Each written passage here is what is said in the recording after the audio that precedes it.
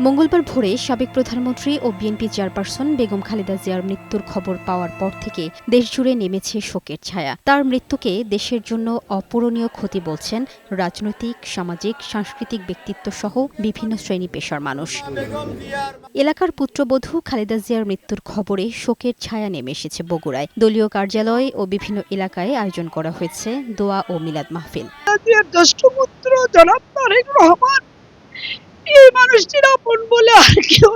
খালেদা জিয়ার মৃত্যুর খবরে পৈতৃক বাড়ি ফেনীতেও চলছে শোক। তার মৃত্যুর খবরে ফুলগাজীর শ্রীপুরের গ্রামের বাড়িতে জড়ো হন নেতাকর্মীরা।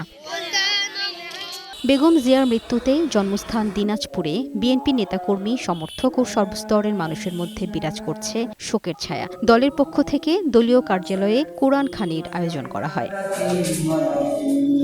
তার মৃত্যুতে মুন্সিগঞ্জে কোরআন খতম অনুষ্ঠিত হয়েছে। বিএনপির কার্যালয়ে জেলা বিএনপির আয়োজনে কোরআন খতম অনুষ্ঠিত হয়।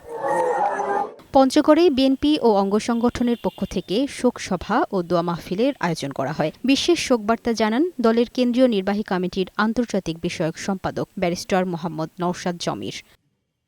রাজবাড়ী জেলা বিএনপির উদ্যোগে শোক র্যালি, শোকসভা ও দোয়া মাহফিল অনুষ্ঠিত হয়েছে। চাঁদপুরে দোয়া, কোরআন খতম ও শোক বইতে স্বাক্ষর কর্মসূচি পালন করা হয়। খালেদা জিয়ার আত্মার মাগফিরাত কামনায় নোয়াখালীতে কোরআন খতম ও দোয়া মাহফিল অনুষ্ঠিত হয়।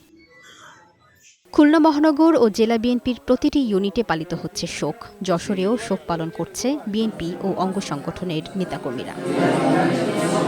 ময়মনসিংহে বিএনপির নেতাকর্মীসহ সাধারণ মানুষের মাঝে শোকের ছায়া নেমে এসেছে। নাটোরে কোরআন খতম, দোয়া সহ বিভিন্ন কর্মসূচির আয়োজন করে জেলা বিএনপি। এছাড়াও বেগম খালেদা জিয়ার মৃত্যুতে বিএনপির উদ্যোগে কুমিল্লা, নেত্রকোনা, বাগেরহাট, পিরোজপুর, ভোলা, ঝিনাইদহ, ঝালকাঠি ও সাভার সহ দেশব্যাপী বিভিন্ন কর্মসূচি পালন করা হয়।